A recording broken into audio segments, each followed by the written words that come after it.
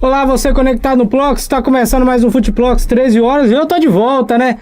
Depois de merecidas férias, muito descanso, agora eu tô de volta pra gente correr esse esporte aí e falar muita coisa. Quem tá comigo hoje é Marcos Ferraz, né? Ele que é CEO responsável aí pelo Ipatinga.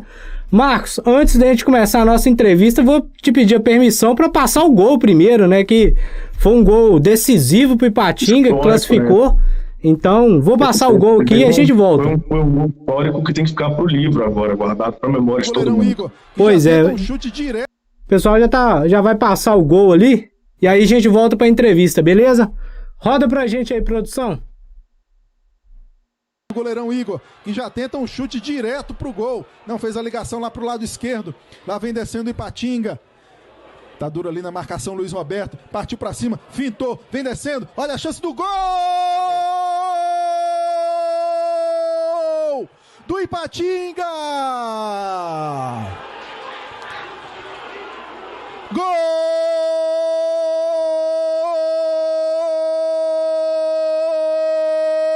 do Tigre! Robertinho! Pois é, tá aí o gol. Marcos, fala pra gente um pouquinho dessa emoção aí, porque a gente viu ali pelas imagens, a transmissão tava de um lado e vocês estavam do outro, né? E aí deu pra pegar bem o pessoal do Ipatinga correndo, de alegria, emoção, gol no último minuto, classificação, como se diz, na bacia das almas ali, mas o Ipatinga tá classificado. Pô, a minha emoção é um reflexo da emoção do próprio Nicanor ali. Você consegue ver, ele é o primeiro a extrapolar na comemoração, ele extrapola junto ali com o Robertinho, que também não se conteve, né? Tirou a camisa, acabou que tomou cartão também por ter tirado a camisa. Só que foi algo totalmente inesperado isso, foi totalmente inesperado, porque o que estava acontecendo, que a torcida reclamava muito, é que nós estávamos tomando gol no último lance sempre. E agora aconteceu o inverso. Agora, no último lance, foi a gente que fez esse gol para bater uma pá de cal de uma vez nesse problema de tomar gol no último lance. A gente termina essa fase agora, entra na hexagonal final, classifica, fazendo esse gol aí no último lance para brindar junto com toda a torcida. Eu não me contive também. Eu não me contive em dois momentos. O primeiro foi do Ryan defendendo aquele pênalti, que foi assim, um espetáculo. Tive a oportunidade de conversar com ele, o pessoal da equipe teve a oportunidade de conversar. E o Ryan falou, olha, em toda a minha carreira, nem na seleção, eu tive tanta certeza que eu ia defender um gol, como eu estava com certeza que eu ia defender aquele gol. Ele falou que ele abriu os braços, ele olhou para a bola e falou assim, esse gol eu vou segurar. E o cara realmente conseguiu fazer isso, segurou o gol, segurou o rebote. Dois outros assim, quase gols ali que um goleiro menos experiente não conseguiria. E fora, claro, esse passe maravilhoso que ele deu pro Robertinho, jogou a bola no pé do Robertinho para marcar esse gol aí espetacular. Então foi muita emoção. Tem aí quase 10 anos que o Ipatinga não consegue se classificar para disputar o acesso para a Série A. Então é um momento que todo o clube, toda a administração, toda a companhia ficou muito emotivo com esse acontecimento e está todo mundo agora cheio de esperança para essa hexagonal final.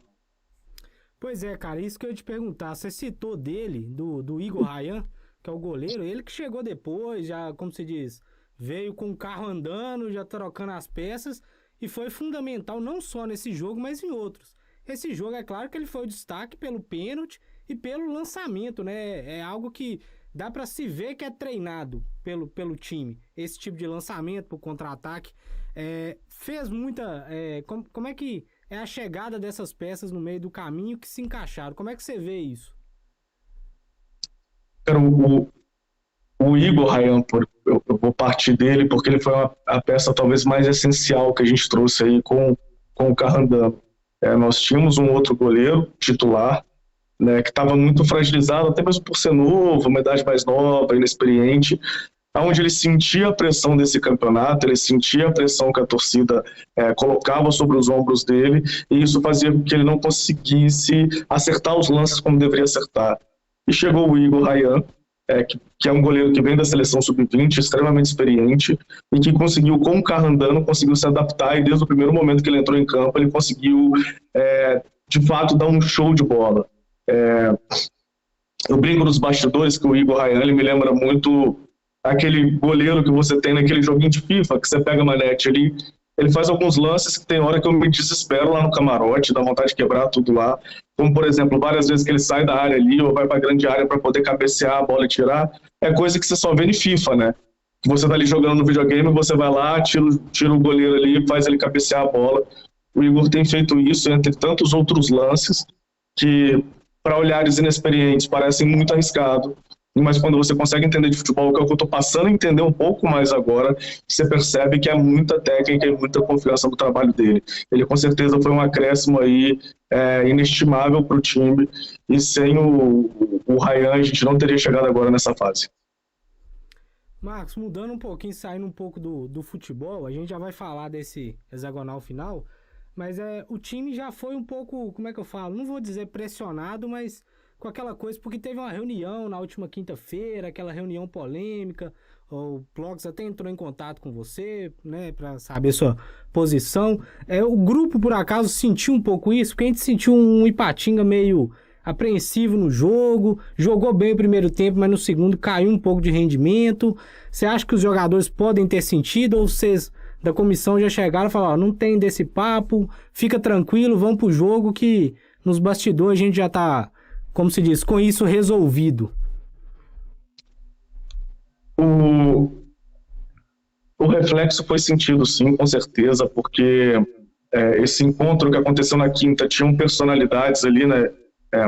Ex-diretores, ex-conselheiros, transeuntes que ficam ali o tempo todo no clube urubuzando, e que acaba que os jogadores conhecem essas pessoas. E quando os jogadores estão vendo toda uma sistemática sendo implantada, uma nova cultura, um sistema funcionando, todo mundo com salário em dia, novas condições, e aí eles descobrem, porque eles foram os primeiros a descobrirem, porque notícia ruim corre rápido, é igual fogo na palha. Antes mesmo da Plox noticiar, os jogadores já estavam sabendo disso. Eles ficaram um pouco assustados porque, na realidade deles ali dentro das quatro linhas, eles não estavam entendendo o que estava acontecendo, por que o clube estava se dividindo. Eu fiquei sabendo também da reunião, inclusive eu dei um comentário para a própria Plox, e o que eu fiquei sabendo da reunião foi isso, alguns ex-funcionários do clube, transeuntes, um ou outro conselheiro que foi pego ali de gaiato no meio de uma conversa, pelo que eu entendi, e pelo que eu apurei não foi uma reunião oficial, porque não seguiu todas as diretrizes do estatuto, etc, etc, etc. Parece que foram mais assim, algumas pessoas ali descontentes como a coisa estava andando, resolveram fazer uma reunião para poder tratar de alguns assuntos. O que ficou muito desconfortável foi como que se convoca uma reunião e não convoca o presidente do clube. Mas depois as coisas parecem que foram se acertando, esse próprio grupo que propôs essa reunião acabou soltando uma nota, falando que não tinha nada disso, que está querendo apoiar a SAF, apoiar o Ipatinga. Seja o que tiver acontecido, eu fico muito feliz com esse apoio. Quanto mais gente apoiando esse projeto que a gente está construindo, melhor ainda. Só que foi totalmente infeliz esse time que eles escolheram para fazer essa reunião, porque com certeza isso impactou sim no jogo. Os jogadores sentiram isso, porque apesar desses um pouco menos de 2 meses que a gente está aí na administração, nós estamos verdadeiramente presentes na vida dos meninos, todos os dias ali tentando participar o máximo possível. Foi o que eu falei no jogo passado, quando o Joe machucou. Não era só um atleta, é um colega meu de trabalho, e a gente precisa cuidar desses atletas, cuidar desses jogadores. Então acaba que o afeto ele vai sendo gerado principalmente por causa desse carinho, dessa atenção que eles não tinham há tanto tempo no Ipatinga e há tanto tempo na história do futebol. E abalou sim, mas foi superado, o resultado conseguiu entregar novos ares para o clube, e até essa própria turma que se reuniu, se retratando depois, talvez até pelo próprio susto da repercussão, fez com que fosse colocado panos quentes, né? Eu percebi também que a torcida acabou soltando uma nota, embora mais cedo eu fiquei sabendo que os jogadores estão querendo soltar uma nota, e tudo que eu tenho lido, mesmo que de uma certa distância do acontecimento, eu só tenho sentido carinho e sentido apoio de todas essas alas do clube com tudo aquilo que a gente está construindo. Agora você já falou aí do hexagonal, Voltando ao planejamento, tem alguma possibilidade de reforços? A gente já falou que do Igor Ryan, que entrou com o carro andando, e tem algo em mira, algo que vocês já pensam, estão imaginando para essa semana? Porque já saiu a tabela, inclusive, né? No próximo sábado, o Ipatinga já enfrenta o Boa no Ipatingão. A tabela foi injusta com a gente de novo, né? Jogou a gente logo de cara com Boa. A tabela já tinha sido injusta com a gente na primeira fase do campeonato. Nós pegamos os times mais estruturados e só depois que a gente teve aí uma folga técnica com os times. Mas a chance de reforço é alta, é o que eu tenho dito sempre.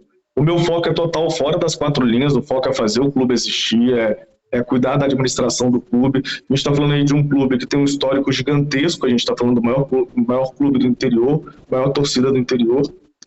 Nós estamos falando aí em números absolutos, tanto de torcedores quanto de presença em estádio. Nós somos maiores até que o próprio América de Belo Horizonte, nesse quesito de presença, de tamanho de torcida. Então, assim, é um clube muito forte, que tem uma dificuldade financeira enorme. A gente está falando de um passivo de 40 milhões de reais.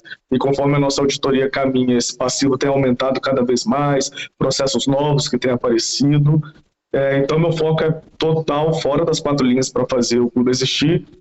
Só que assim como eu cometi o erro de alguém que vende um produto e começa a usá-lo, começa a consumir seu próprio estoque, eu acabei pegando gosto pelo futebol por meio do Ipatinga. Então a gente veio fazendo melhorias no futebol ao longo dessa primeira fase, e a gente não vai deixar de fazer isso também agora na hexagonal final. Amanhã eu tenho uma reunião com o Nicanor, né, que cumpre o papel de diretor de esporte, de futebol, com o Castilho, com a comissão técnica, para conversar a respeito de alguns detalhes pontuais que a gente precisa ter ali no time. E eu não digo nem nomes, não, mas capacidade técnica, novas peças no elenco, até para que a gente deixe o nosso jogo menos previsível, porque o nosso futebol já foi estudado por todos os adversários, assim como também a gente estudou todos. Então a gente precisa colocar algumas peças, mudar um pouco. É o que eu costumo dizer sempre com o Castilho. Eu sempre falo com ele: Castilho, seja criativo, pelo amor de Deus. Muda uma coisa aqui, muda outra coisa ali. E aí o Castilho conseguindo mudar agora um pouquinho o jogo, trazendo aí uma criatividade para o campo, e a gente mudando algumas pecinhas ali no elenco, a chance do acesso, por incrível que pareça, é uma chance altíssima, e ela é totalmente inesperada, porque foi o que eu disse, desde o momento que eu assumi o clube, o foco era total na administração, mas acabei cometendo o erro de começar a gostar, e agora quando você começa a gostar de uma coisa, é difícil você querer parar de ajudar. Pois é, e você falou aí a questão da torcida ser um grande incentivo. A gente sabe que a torcida de Ipatinga vai em peso quando é para apoiar o clube, e o pessoal tá querendo saber a questão do ingresso, né? Na última rodada que teve em casa, teve a promoção do ingresso, a R$10. Como é que tá essa questão dos ingressos? A direção pensa em alguma promoção para a torcida comparecer em peso e ser o 12º jogador do Ipatinga? Maravilha, pensamos sim. Eu iniciei uma conversa sobre isso agora de manhã com a nossa equipe administrativa. Vou ter mais um papo ao longo do dia, mas provavelmente a gente vai fazer algo muito similar com o último jogo. 20 a inteira, 10 a meia, vamos emitir, fazer a carga de ingressos de uma maior quantidade de meia, para que a gente possa manter essa promoção sim. Esse é o intuito, a não ser que tenha algum contratempo com a federação aí nesse meio do caminho. O intuito é que a gente repita o mesmo modo que a gente fez no último jogo. Marcos, eu queria te agradecer a disponibilidade aí, valeu, muito obrigado, a gente sabe da correria, mas você tirou um tempinho aí pra gente, e parabenizar, né, pela gestão do Ipatinga e pela classificação. Agora é rumo hexagonal final e, se Deus quiser, subir pra Série A do Mineiro. Que isso, eu que tenho que agradecer a atenção de vocês. Estou até aqui até com a voz um pouco embargada, meio exausto, reunião desde 4 horas da manhã, por causa do fuso horário diferente com o Oriente Médio, mas eu não poderia deixar de falar com a Vox. Tenho visto um jornalismo fantástico aí, empenhado em dizer a verdade, os bastidores do futebol, e é esse tipo de coisa que o Ipatinga Futebol Clube precisa, de parceiros na comunicação que nos auxiliem a fazer com que a nossa voz chegue cada vez mais longe. A gente está falando simplesmente do maior ativo do Vale do Aço, e eu consigo comprovar isso cada vez que eu vou na região. com cada político que eu converso na região, vereadores de outra cidade, prefeitos, vice-prefeitos, deputados. Eu escutei um órgão de comunicação na última semana falar que o melhor produto que o Vale tem hoje é o Ipatinga Futebol Clube, e eu não vou ter falsa modéstia nisso, realmente o melhor produto que o Vale tem hoje é o Ipatinga, e se a gente tiver apoio dos canais de comunicação aí, a gente vai conseguir atingir os rincões desse Vale do Aço, fazendo com que cada vez mais a população engaje com o Ipatinga, que o torcedor do Ipatinga esteja cada vez mais ativo e que a gente consiga ser também sempre o primeiro, segundo time de todo mundo aí do Vale do Aço, Vale do Mucuri e Vale do Jequitinhonha. Beleza, valeu, Marcos, muito obrigado e um abraço e até sábado, se Deus quiser, com vitória. Até sábado vai ser uma vitória muito boa, hein? Tô sabendo que vai ser 2-1 pro Ipatinga. Já tô anotando aqui, já vou fazer minha aposta daqui a pouco. Pois é, você já tá no bolão aqui, se perder, você paga a conta, tá? A pizza é por sua conta. Puta que pariu, gente, já tem as contas do Ipatinga ali, tanta pizza que eu já tô pagando dos outros, ainda vou ter que pagar de vocês. Só que agora que eu falei aqui, não tem como voltar atrás. Falou, Marcos, obrigado, um abraço pra você. Valeu, tamo junto, obrigado. Pois é, tá aí o Marcos Ferraz, falou com a gente sobre essa situação do Ipatinga, classificou pro hexagonal, agora já pensando em alguns reforços pontuais, alguma análise para trazer alguém também.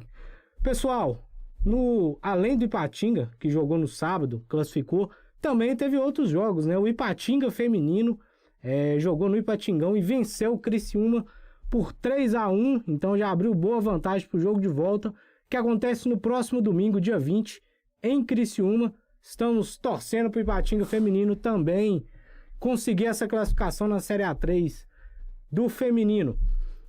O Atlético também jogou, né? E nós temos aí o gol do Atlético. O Atlético empatou com o Santos 1-1.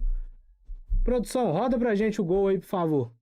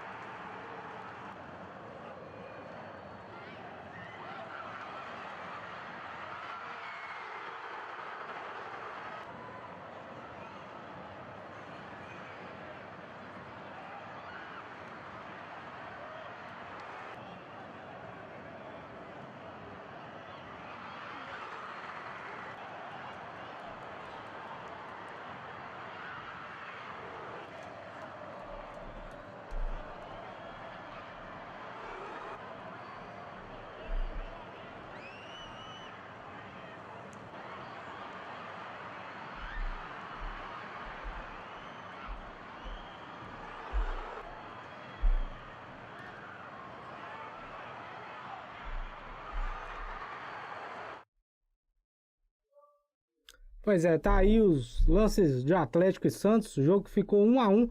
E o outro time mineiro que está na Série A e jogou ontem foi o América, que perdeu para o São Paulo. O América fez um péssimo jogo, terrível, aquele jogo de dar calo nas vistas, porque não tinha condição. O América jogou muito mal e aí também perdeu para o São Paulo, que também jogou mal, mas conseguiu ser um pouquinho melhor. Pra você ver como é que estava o nível do jogo. Vou passar aqui a classificação do Brasileirão, porque o Atlético perdeu uma posição, agora está em sexto, né? Palmeiras lidera com 22 pontos, seguidos por Corinthians com 21. São Paulo, que venceu a América, com 18 pontos. Internacional também, Atlético Paranaense e Atlético Mineiro, ambos com 17 pontos. Curitiba com 15, Fluminense 14.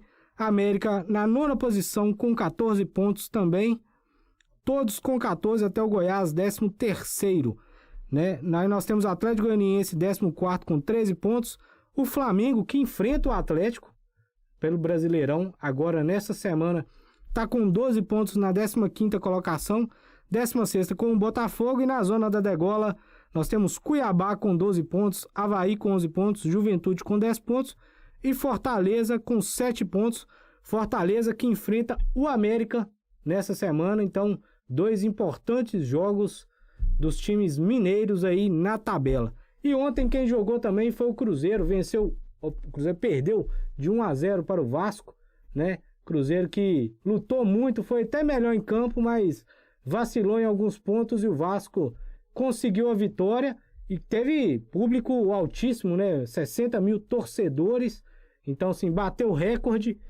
O Vasco que conseguiu aí subir um pouquinho a média de público e também subir um pouquinho na tabela, né? Vou pegar aqui a tabela da Série B, porque o Cruzeiro continua líder, mas o Vasco conseguiu pontuar e pontuar bem nesse fim de semana com a vitória em cima do líder. Cruzeiro com 28 pontos segue na liderança, seguido por Bahia com 25 pontos, o Vasco com 24 pontos. O Vasco não ultrapassou o Bahia porque o Bahia também venceu na rodada. O Sport Recife com 18 pontos fecha o G4. Cruzeiro ainda continua com 11 pontos na frente do quinto colocado, que é o Grêmio, que tem 17 pontos. Já na zona da degola nós temos o outro time mineiro, né? Que tá pelejando aí, mas vai conseguir, né? Se Deus quiser. O Náutico tá em 17 com 12 pontos, Chapecoense tá com 12, Guarani com 12 e o Vila Nova com 10 pontos. Essa é a classificação da Série B. Pessoal, eu agradeço vocês. Hoje o Filipinho não está aqui comigo, mas amanhã ele vai estar aqui com certeza, porque a gente tem que falar muito de futebol. Tem rodada bacana aí nessa semana. Nós temos o Ipatinga, tanto o feminino que joga no domingo quanto o masculino no sábado. Tem Cruzeiro na quinta-feira, no feriado. Tem Atlético e América na quarta-feira. Jogos importantes. E eu agradeço você. Até amanhã, se Deus nos permitir. Fiquem com Deus.